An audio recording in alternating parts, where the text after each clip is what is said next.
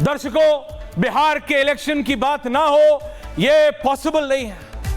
बिहार का चुनाव सबसे ज्यादा महत्वपूर्ण चुनाव हो गया है इस वर्ष का। उत्तर प्रदेश के बाद अगर कोई ऐसा प्रदेश है जहां पे राजनीति जी जाती है वो है the great state of Bihar. एक ऐसा प्रदेश जहां हर 10 कदम पे राजनीति अपना रंग बदलती है। एक ऐसा प्रदेश जहां पे हर 15 किलोमीटर पे लोग अपना नेता अलग बताते हैं। एक ऐसा प्रदेश जिसमें एक 8वीं या 10वीं फेल नहीं, जिस व्यक्ति ने स्कूल का दरवाजा भी ना खटखटाया हो वो देश नहीं। वो डोनाल्ड ट्रंप को उसकी विदेश नीति सिखाने की और बताने का मादा रखता है, वो है हमारा बिहार। और बिहार के लोग ये कहते हैं कि उनको मिट्टी में कुछ है। राजनीति, they are born with politics, they know. वो राजनीति को सबसे बेहतर समझ पाते हैं और राजनेताओं को भी। लेकिन फिर ऐसा क्यों है? अगर इस प्रदेश की जनता इतनी पाकी नजर रखती है, इतनी तेज तर्रार नजर रखती है अपने राजनेताओं के लिए, तो फिर क्यों आजादी के 79वें स्वतंत्रता दिवस के बाद भी बिहार में विकास दर किसी और प्रदेश के मुकाबले कम है। बिहार में विकास के पायदान, बिहार में सड़कें, highway, buildings, businesses, towers, commercial units, industries, ये सब कहां है?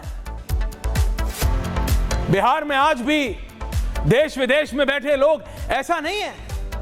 ये वही बिहार है जो देश को 60-70% से ज्यादा IAS IPS अफसर देता है। ये वही बिहार है जो कि 40% डॉक्टर देता है। ये वही बिहार है दर्शकों जहां के 45% ज्यादा से छात्र IIM में जाते हैं। तो फिर आपको पता है विदेश में रहने वाले जितने भी भारतीय मूल के डॉक्टर हैं उसमें से 35% are from the great state of Bihar.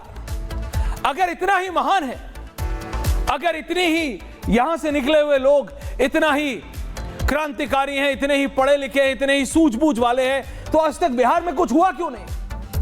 क्या वो अपना राजनेता अपनी तेज नजर से ढूंढ नहीं पाए? Can I have the graphics of Bihar Garima? Bihar की विधानसभा के ग्राफिक्स में लाऊं। इससे पहले कि मैं आपको बात करूं कि भैया किसमें क्या है क्या नहीं है, ये देखिए जरा। 38 जिले, 243 सीट। क्या तेजस्वी यादव मुख्यमंत्री बन पाएंगे? क्या बीजेपी JDU साथ में आके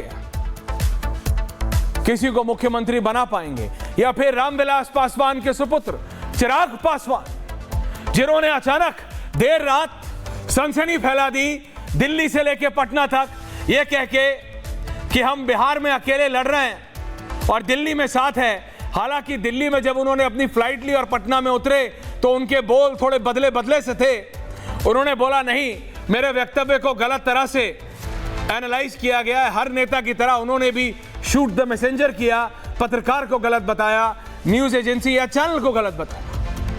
लेकिन बात तो है ना, आप कान सीधा पकड़िए या कान मरोड़ के। चिराग पासवान कह रहे नहीं, मेरे तो विधायक है नहीं ना, इसलिए मैं एनडीए में हूं नहीं। अरे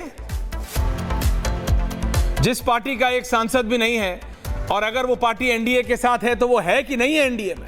है एनडीए में। देखिए, ललक सबको ज्यादा से ज्यादा सीटों की है, चाहे वो चिराग पासवान हो, चाहे वो JDU हो, चाहे वो बीजेपी हो। बीजेपी के पास बीजेपी ने सम्राट चौधरी को बहुत पुश करने की कोशिश की है, बहुत पुश करने। लेकिन आज भी देखिए, प्रैक्टिकली बात कीजिए, मास लीडर या कहें एक व्यक्ति जो हुजूम जोड़ सकता है, जहां खड़ा हो जाए वहां 10,000, 20,000, 50,000, 1 लाख आदमी जोड़ सकता है, वो आज भी बिहार में 2 ही नेता दिखते हैं, एक तेजस्वी यादव, दूसरा चिराग पासवान। दोनों कास्ट के नेता हैं। दोनों अपने अपने पिताओं द्वारा, अपने अपने पिताजी द्वारा जो राजनीतिक जमीन पे हल जोता है, उन दोनों के पिताओं उसके बेनिफिट्स रीप करने आए हैं। इसमें कोई दो राय नहीं है।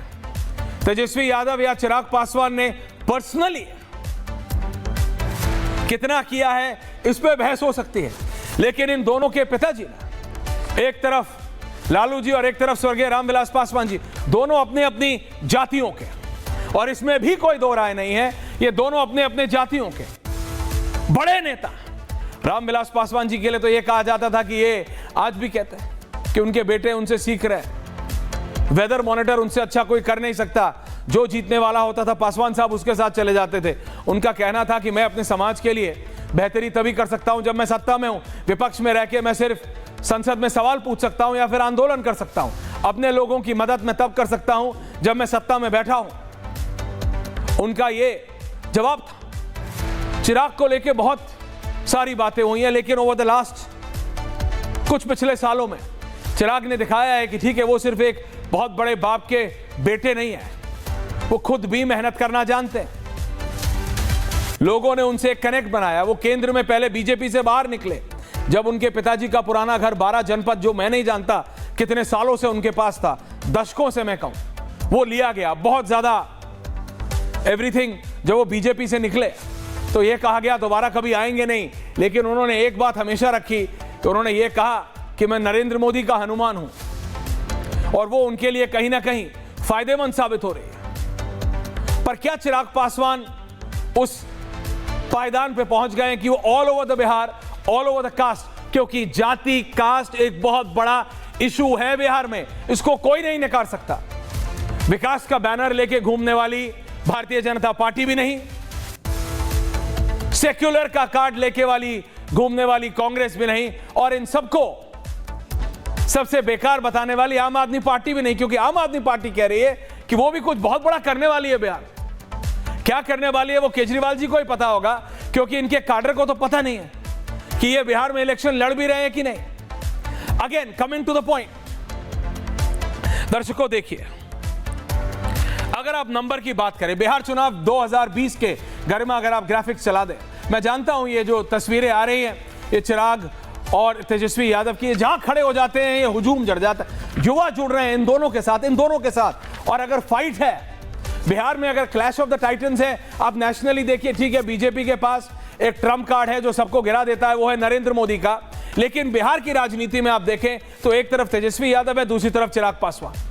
बीजेपी चिराग पासवान को पुश कर रही है, पुश कर रही है, पुश कर रही है। लेकिन जब सीट डिस्ट्रीब्यूशन की बात आती है तो चिराग कह रहे हैं, I want a major piece of the pie. मुझे इस पराठे का सबसे बड़ा पीस चाहिए, इस पराठे का सबसे बड़ा टुकड़ा मुझे चाहिए। और ये रियलिटी है। बीजेपी के पास रीजनल फेस नहीं है बिहार में। बीजेपी कहती है हमको जरूरत नहीं है, हमारे पास नरेंद्र मोदी है। ये आप देखिए, ये 2020 का 2020 का है सुधांशु जी। एनडीए में अगर मैं बताऊं तो बीजेपी 74 पे थी, 74, जेडीयू 43 पे थी, उस समय नीतीश कुमार अपनी पीक पे थे।